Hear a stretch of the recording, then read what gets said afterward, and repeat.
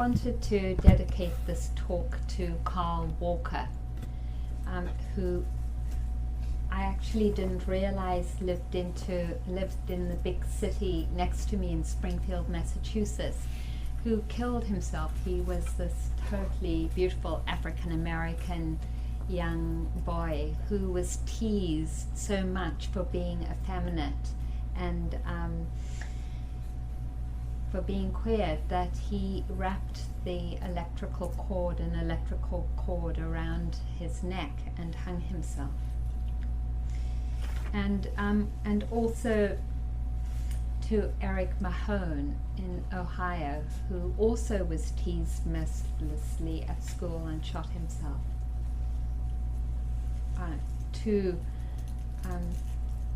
of many young teenagers that are still taking their lives because it's so challenging to be young and queer. And I also wanted to dedicate this talk to all our queer community in Iran, where it's illegal to be gay and where gay people are imprisoned in Saudi Arabia as well, in the Yemen, in West Africa, country Mauritania. It's illegal to be gay, and it's said that you can be actually sentenced to death. I don't know if we are being killed for being gay or being imprisoned. We're definitely being imprisoned for being gay in those countries, and Iraq. Thank you. Death. And Iraq. Torture. To death. Yeah, tortured and death. So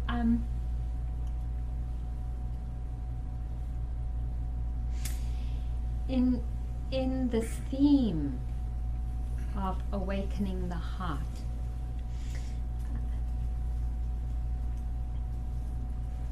awakening our hearts to love and to presence, I wanted to speak about the precepts. And it, in a way, feels antithetical because love, it feels so soft and sweet. And the precepts, when I first heard about them, felt so rigid and I wanted to rebel against them.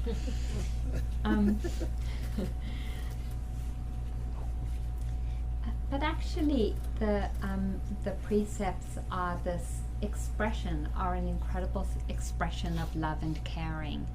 And in acknowledging where there isn't caring in the world and where there's hatred and hatred directed towards us, it is because the precepts aren't being practiced.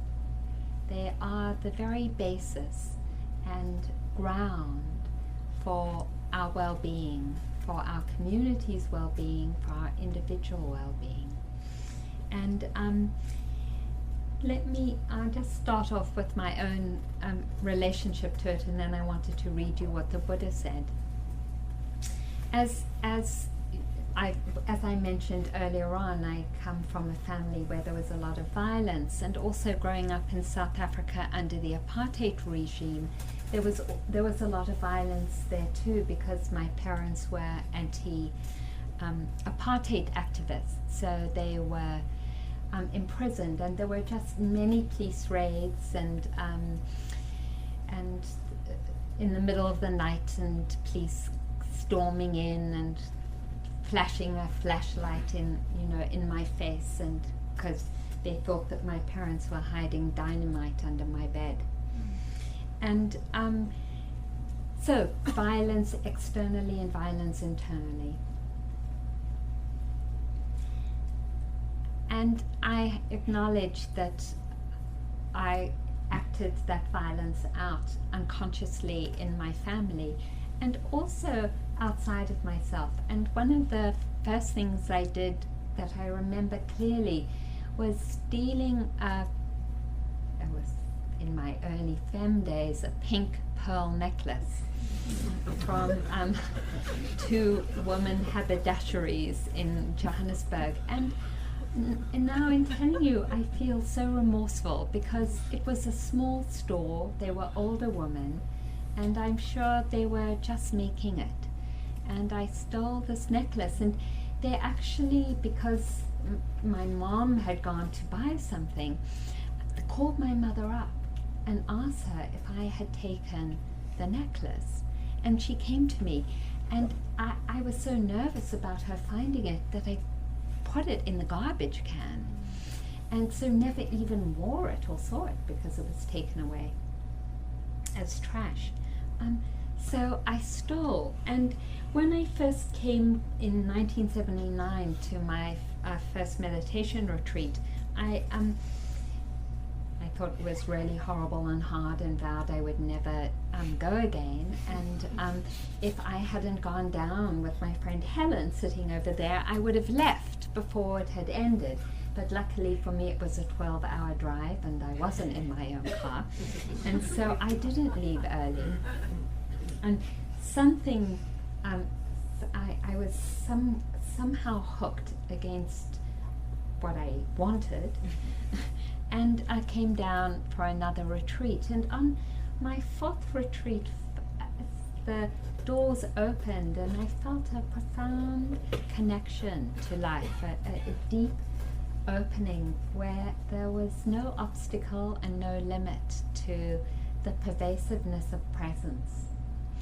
And I never thought in the struggle of living inside of my mind and my body that something like that was possible. And so I realized this is my path. If this is possible, it's my path. This is what I want to do.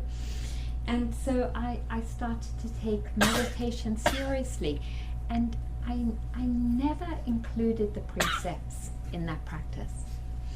And so even though I had experienced this profound opening and had decided to dedicate myself to the Dharma, one day when I was living in Mendocino, I happened to want a hairbrush and went to the, I forget what you have on the West Coast now, not CVS or what? Walgreens? Walgreens, something like that. I went to a Walgreens. It wasn't Walgreens, but it was something like that. And I saw this lovely ball bristle hairbrush, wooden. It was really nice. And I just took it.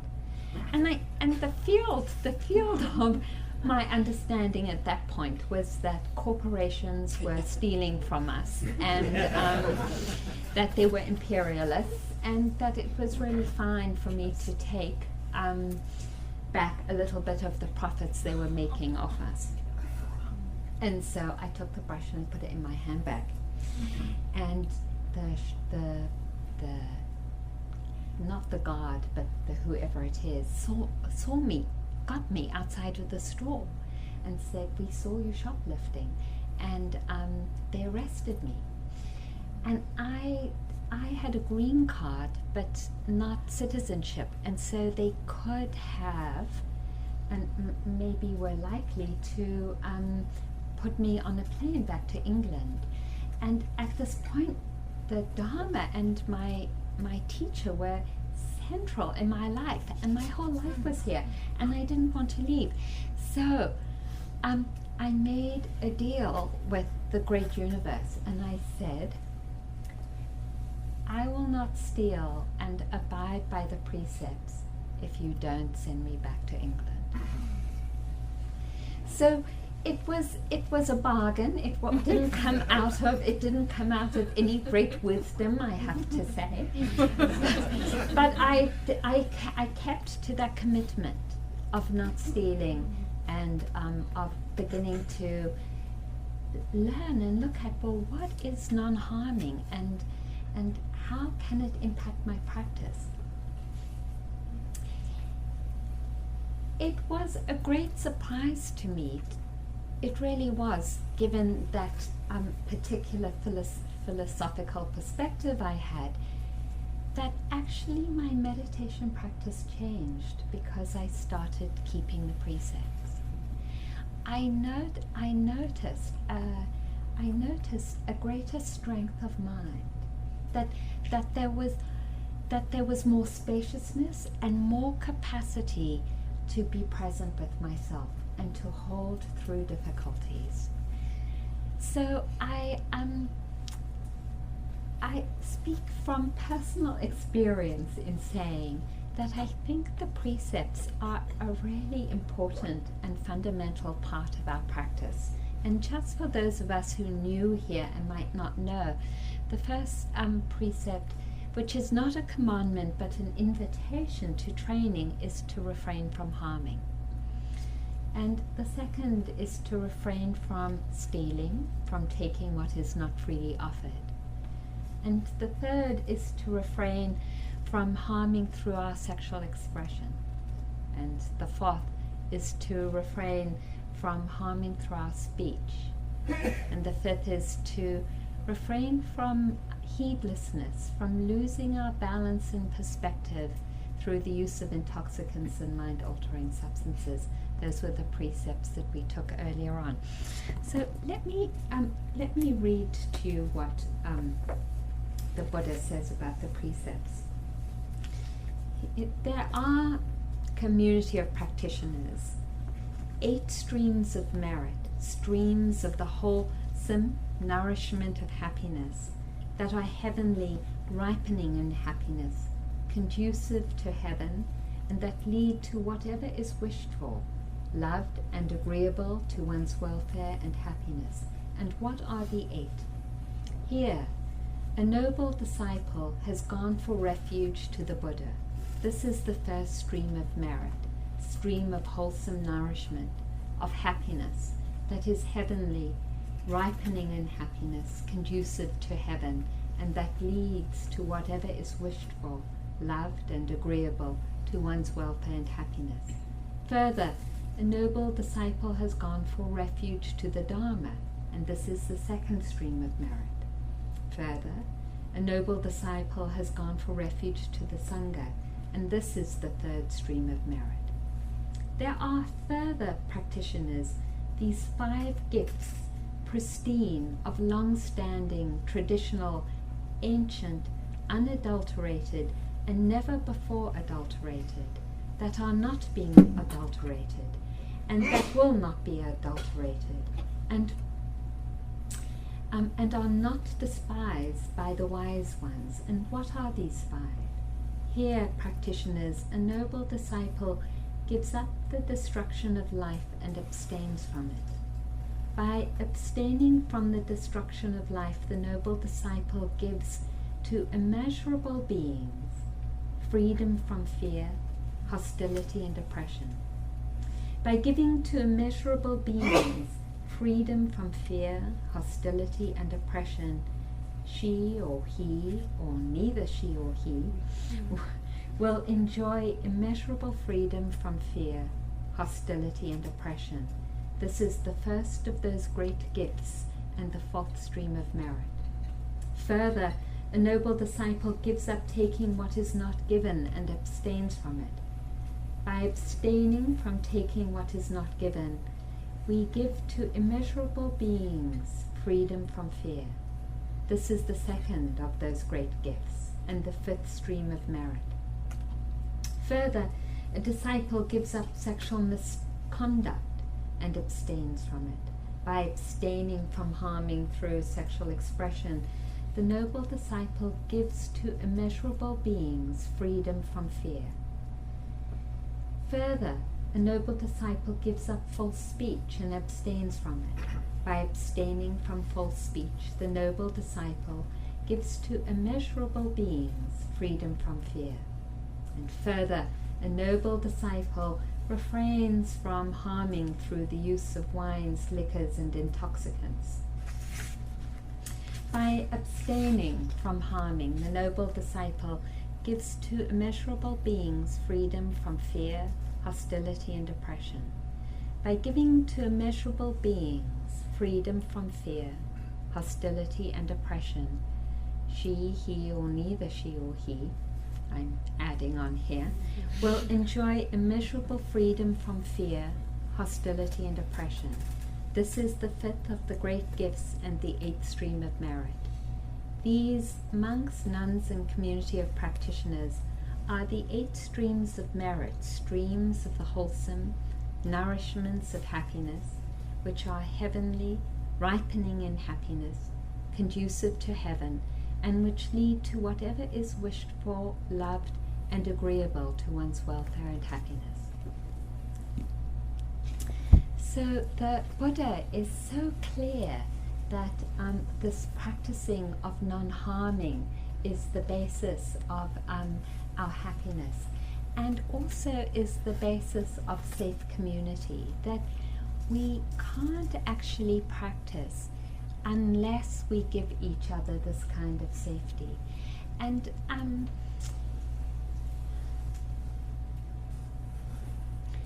just to acknowledge again the reality of the pain that we carry as a community, being queer, bi, trans, because we don't have safety, and the ways that has profoundly impacted those 2 young boys.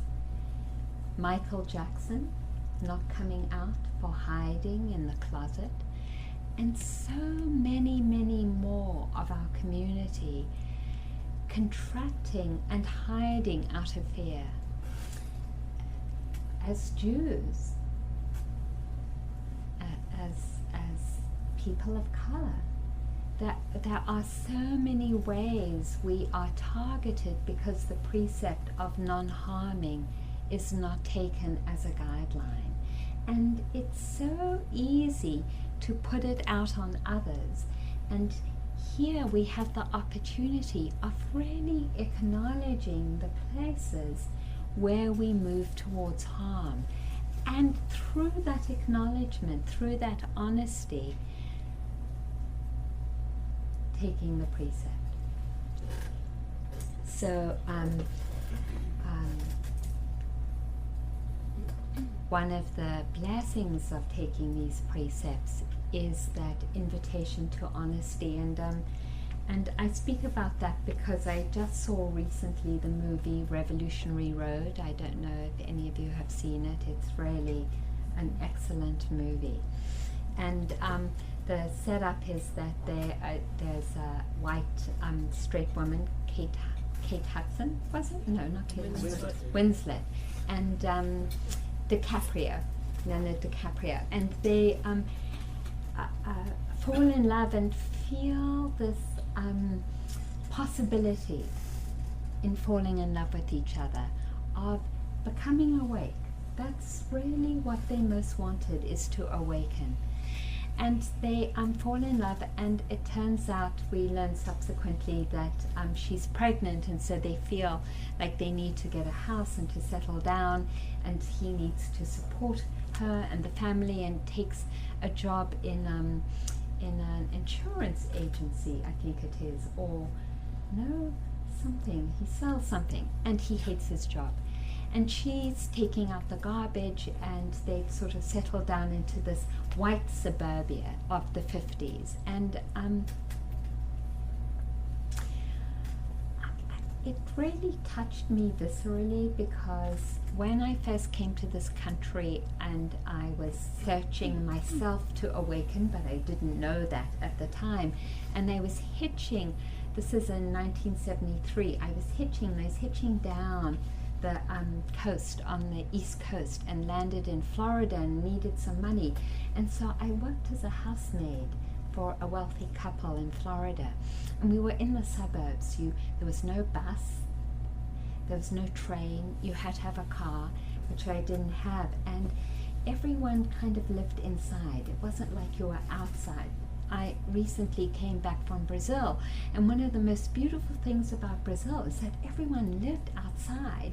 You could feel the vibrancy of our life living in, just even though you might not know each other, but because we were all hanging outside, because most of the houses weren't that great to be living inside unless you happen to have a lot of money, so we were all outside on the streets, and it was so beautiful. And in the suburb, no one was out on the streets unless they were mowing their lawn.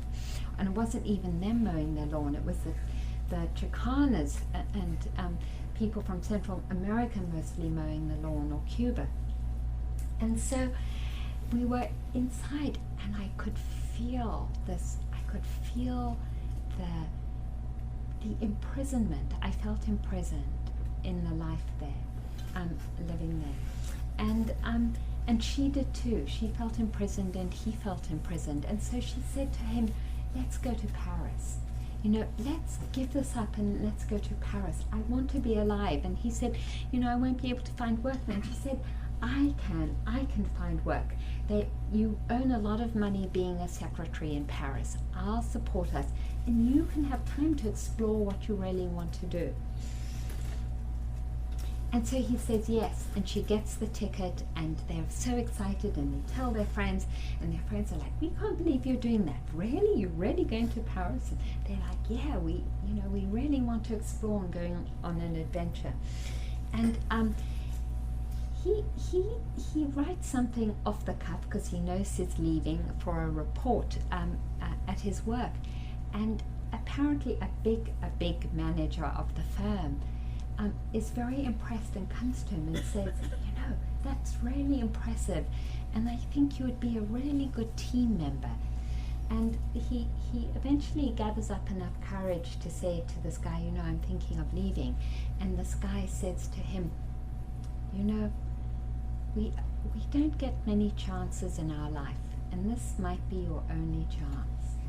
And think of how proud your father would be of you if you stayed and took this job. And I'm speaking in so much detail about this movie because it is so seductive. It is so seductive to find ourselves behaving in ways that are expected when they are actually harmful for us and break the precept of non-harming. That way in which we just slide into trying to fit rather than being authentic, the ways where we don't come out when we could, and I'm not saying it's always good to come out all the time, but sometimes there are times when we could, when we don't. You know, or times when we could make a stand where we don't make a stand. And it's this modeling that this culture has given us of how, of prescriptions of how we think we should be as men, as women, even as queer men and women, as trans, that there is this insidious seduction into doing what is expected of us when it goes against awakening. And so he goes along with this guy. You can see in his eyes that he's being seduced into taking the job. And he says to she confronts him on it later. She finds out and she confronts him, and they have a kind of a row, and then he goes into the cupboard and he sees that she has this douche and that she is planning to give herself an abortion because she's 12 weeks pregnant. And he's furious with her, you know, and says, you're crazy. What kind of woman are you who would want to abort? You know, you're sick. You need to see a psychiatrist or something like that. And she so wanted her freedom and knew that having another child was going to make it more difficult, that she wanted to abort. They had this huge row, and I won't tell you the outcome in case you want to see it actually.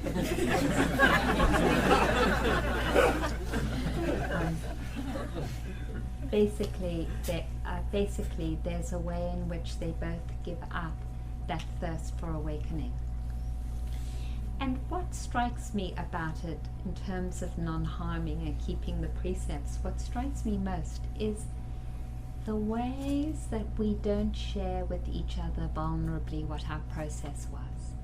He didn't come to her and say, I'm really struggling. I'm feeling this, that perhaps I'll never have a chance to make it in the straight world, and that maybe my dad would be proud of me, and what do you think? And she didn't say to him, I am so thirsty for a new life. I don't think I can bear to have another child. What do you think? Is that crazy? And I say that because in contemplating harming, it actually feels like one of the greatest harms we do ourselves is the way we defend ourselves and the way we are not honest and truthful and vulnerable with each other. And now I'm not just talking about 50s or a movie. Just last weekend I was teaching in Portland and was a retreat, and we had a question and answer period, and I said, so what's going on? And the questions were kind of intellectual questions, and that's fine, I answered them. And then afterwards 3 people came to me and said, I have to leave because I'm having such a hard time.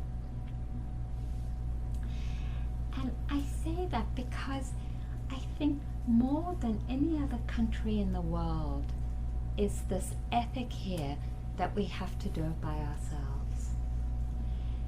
That it's not okay to be honest and to share what's truly going on with us.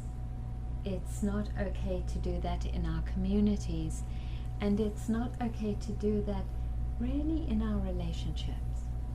To really be vulnerable and to say, could you help me, honey? I'm having a hard time. And I really need your support. I don't know what's going on, but I'm feeling as though I'm sinking under 100,000 pound weight, or I'm feeling so seduced by this job, or whatever it is. I'm feeling inadequate in my deepest level as your partner or lover, or in my job, and would you be willing to just hear what's going on for me? Because when we're willing to be vulnerable and to be truthful and to be honest, we create the conditions for that precept to be upheld of non-harming, that really basic precept of supporting our dignity, of awakening to love, of being fearless in love, of taking a stand for love, of saying, wow, is my life worth anything if I'm not taking a stand for love? And can I take a stand for love if I'm also defending myself? And out of that stand, actually all the other precepts follow. So, just for example, the ways we use sex, not to open our hearts, but actually to support our defendedness, or the ways we use other intoxicants, as to defend ourselves, to continue to cover up the vulnerability of living. And it is kind of excruciating. It is. We acknowledge it together. It's excruciating to be alive and to live with an undefended heart. And that doesn't mean that we don't respect when we need to set boundaries. Boundaries are really important, but it does mean not to move into old defenses and into old expectations and ways of doing things when they aren't really part of our path of awakening. So I wanted to read what Thomas Merton said. He said, finally, in our vision of creation as God's gift of love, we also find that all beings are created in a single communion of love. When we say that all creatures are created in communion with each other, we are not speaking of a sentiment, but of a fundamental disposition of being for others. We exist for the benefit of others, As Thomas Merton says, all creatures are created free in order to give themselves to others.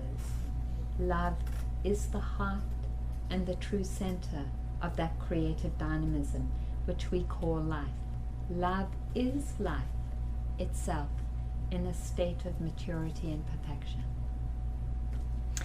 And that maturity and perfection, that awakening to love, rests on this excruciating commitment to be honest and to be open, to share with each other what's truly going on, to be vulnerable. And part of the reason that those two kids killed themselves is because there wasn't an environment in their homes where they could be that vulnerable, where they didn't share what was going on to the level that precipitated that kind of harming. So we're doing it not just for ourselves, but we're doing it for each other. By doing it with each other, we create an environment of safety for other people to do it, and for other people to really share what's going on.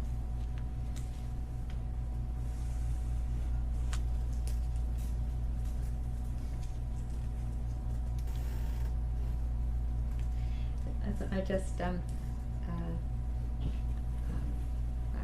was going to know. So non-harming, not to take life.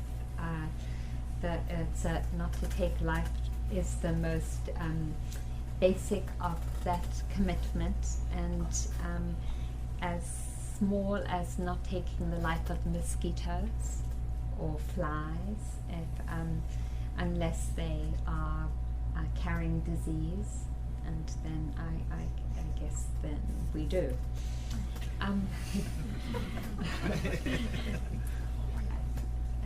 So non-harming. The next precept is to not take what is not given, and I was thinking about this a lot, and thinking about it especially because of my own background and heritage. Actually, when we talk about not taking what is not freely offered, looking at our relationship to things, because it really invites that. What is our relationship to things? Because if we acknowledge that there is a relationship to what we hold, I think it changes our how we hold this precept. And so I wanted to read this. It's a woman who has multiple sclerosis. Since I cannot clean my own house, it has become to some extent no longer my own house. It has slipped from my control. A very good thing, since Celia takes far better care of it than I would have done even in the days when my arms and legs still worked. She cleans between all the buttons on the antiquated push-button stove, so that our fingers no longer stick and release with a schloop every time we want to go from hot to warm.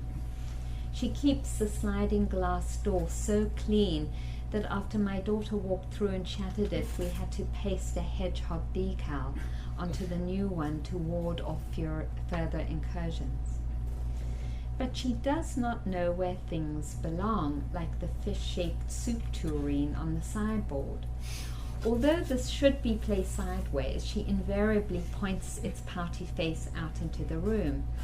At first, I turned it back after she left. Later, when I got too weak, I'd simply look at it and fret at length. And then insight struck. Oh, wait a minute. Whose fish is this anyway? It's mine, I know. When my friend Molly left Tucson, she gave it to me to hold until her return, but she liked Seattle better, and I've got the fish by default. But it's Celia's fish too. She's the one who takes care of it, and apparently it should stare out at us broodily, even though I think it looks dopey that way. To relinquish not merely control, but the claim to control. permitting someone to do what she does best in the way she chooses to do it, and viewing the outcome as collaborative rather than right or wrong, balances a relationship that otherwise might be skewered by issues of ownership or prerogative.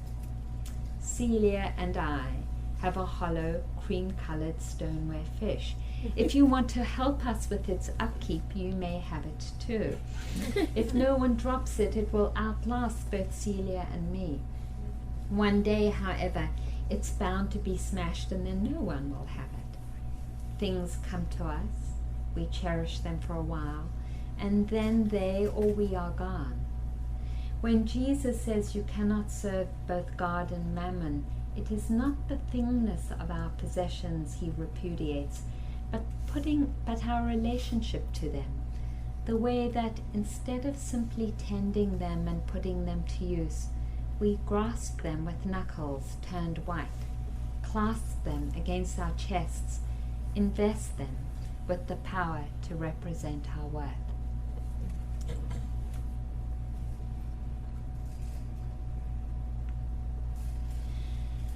And it reminds me of another time I was going down to Dharmadena, the meditation center where my teacher Ruth lives, and I was driving this very old Impala, and it broke down. And I had been training with a part Native American Indian teacher called Evelyn Eaton, and she had said the same thing, which is that everything is imbued with the spirit when we come into relationship with it, when we see it as alive and real, and that we're not owning it, but relating to it as Sangha in a way. And so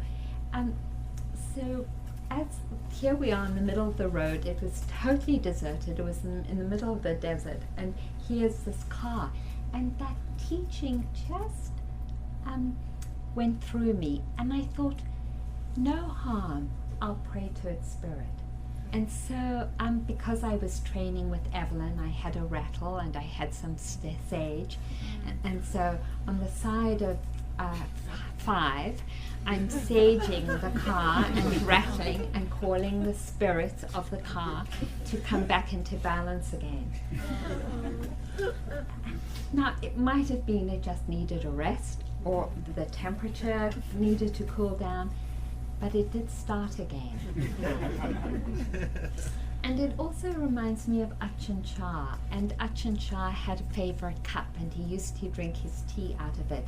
And he said, you know, this is a cup that is my favorite cup, and I love it, and I love it because I know that I don't own it. It might crack, it might break at any point, that it is a spirit, the spirit of a cup that I relate to. In that, when we come into that kind of honoring, that whatever we're relating to with that kind of respect and honoring, that becomes the basis for then all of us being able to respect and honor what each of us has, because it's held in this relationship of acknowledgement and also of balance. Because if we really are relating to the deep spirit of everything we hold, all the material possessions we hold, how many material possessions can we hold and have that relationship to? I don't know if you know, but I even in my somewhat scanty cupboard, I have dresses, that honestly don't, when I look at it, I don't feel an awakened relationship. It's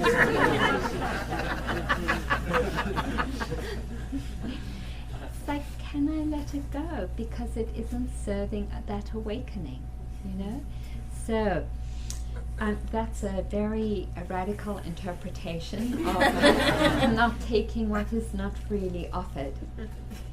I think it's really important, and I want to honor deeply that commitment. It's as I have refrained and I haven't stolen anything, and feel deeply connected to respect that relationship that we have, I want to honor again what's happened not only in Bhopal but in the Amazon and in so many places where corporations have come in and taken what is not freely offered, have taken waters away from indigenous peoples, have taken the purity of the rivers and the purity of the earth away by dumping poisons, and have taken the livelihood and the good health away from people when it's not been freely offered. It is endemic in our culture what's going on, and so to take this precept is radical because it goes against that stream, and it is saying awakening and life is my awakening and your awakening, my life and your life. The dignity of that is of the utmost importance, and that I can't find love, I can't find that awakened heart unless I do the work of upholding this precept. And that's what the Buddha was saying, that awakening doesn't happen unless we uphold the integrity of these precepts.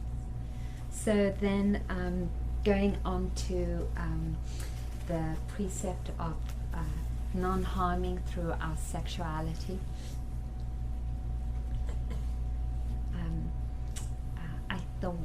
The first one that comes to me is the ways that we objectify our own bodies and each other's bodies, and divorce how our bodies look, how our faces look, from who we are and the beauty we are. So just to name that, I watch myself fall into that trap over and over. You know, I pick up my arm and the skin is hanging now and it's just really wrinkled, and I was having dinner with this young woman a couple of weeks ago, and she's in her 30s and she's wearing this very low-cut shirt, and I don't usually do this, but my eyes were just like magnetized to her breasts, you know. I could not take my eyes away from her breasts. I was like, Arena, she's the daughter of a friend of mine, you know.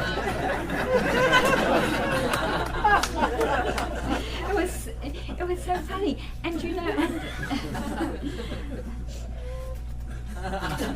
so to acknowledge that, and to somehow acknowledge also the field that is in, and that aging, you know, the beauty of our wrinkles, because every wrinkle holds a story.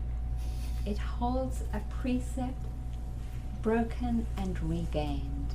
You know, and the strength of that, to really honor the aging process and how our bodies express that, as well as to honor the beauty of our youth. So I happened to read that, I've forgotten the name of the club. There was a bondage S&M club. I'm trying to remember what it was called. It was called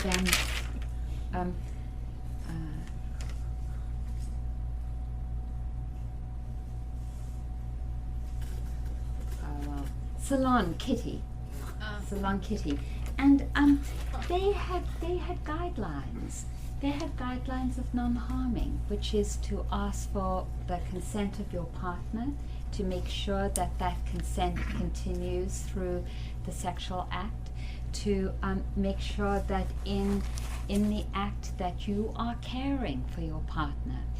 And I felt so touched by that in the different expressions, because our community has different expressions of sexuality, and there are many, a great variation of expressions, that call of respect for our partners, for caring for our partners, for making sure there's real consent with our partners, and real knowledge, you know, if we are positive, that there is that caring, is just profoundly beautiful and a great gift.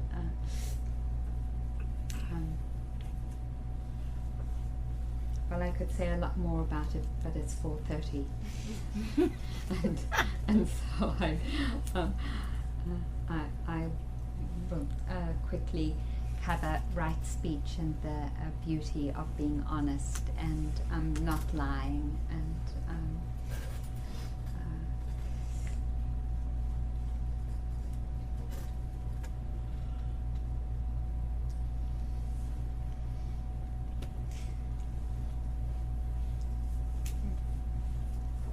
finally, to acknowledge the blessing of keeping the intoxicants that we take in our body in balance.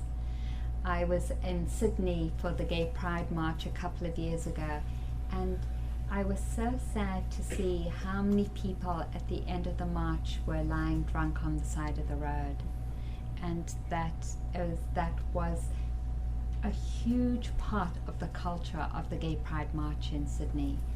And I was at a celebration in Castro last year, and the predominant experience again, the infusion of the atmosphere was around alcohol and how much alcohol was being drunk. I personally think it's okay to have a glass of wine or a beer. There's some of us who don't. It feels like it actually serves me, and we as a community can make a commitment to relating to each other without that much alcohol, because without it we don't uncover our hearts. And again, if we really want to live in love, it means it can't be our relatedness to ourselves and to each other can't be through as much alcohol as happens in so many parts of our community. So we can speak out around that and challenge each other around that. I want to end by reading this invitation that I know many of you have heard already, but it's that invitation to the courage to live alive and awake. It doesn't interest me what you do for a living. I want to know what you ache for, and if you dare to dream of meeting your heart's longing. It doesn't interest me how old you are. I want to know if you will risk looking like a fool for love, for your dreams, for the adventure of being alive. I want to know if you have touched the center of your own sorrow, if you have been opened by life's betrayals, or have become shriveled and closed from fear of further pain. I want to know if you can sit with pain, mine or your own, without moving to hide it or fade it or fix it. I want to know if you can be with joy, mine or your own, if you can dance with wildness and let the ecstasy fill you to the tips of your fingers and toes, without cautioning us to be careful, be realistic, or to remember the limitations of being human. I want to know if you can see beauty even when it's not pretty every day, and if you can source your life from the great presence. I want to know if you can live with failure,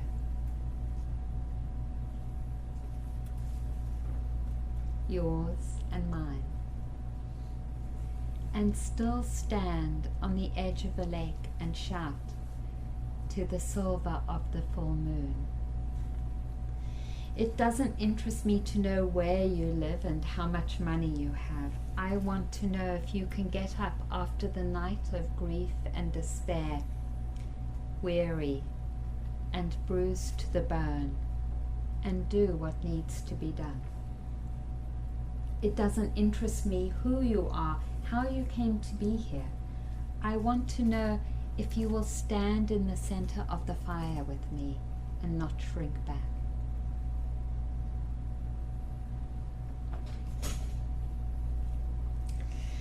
It doesn't interest me where or what or with whom you have studied. I want to know what sustains you from the inside when all else falls away.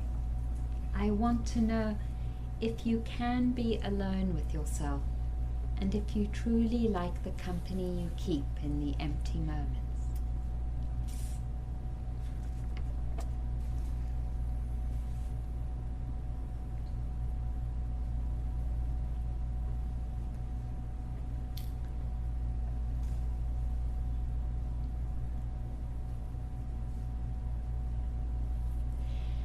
So I'd like you to find someone that you don't know and sit across from them. Just pair up with someone that you don't know and get comfortable seating.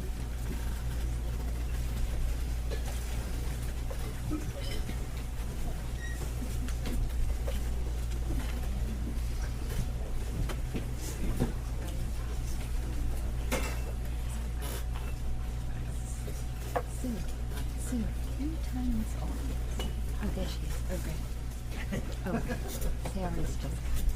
Thank you, Sarah. And allow your. Thank you for listening. To learn how you can support the teachers and Dharma Seed, please visit dharmaseed.org/donate.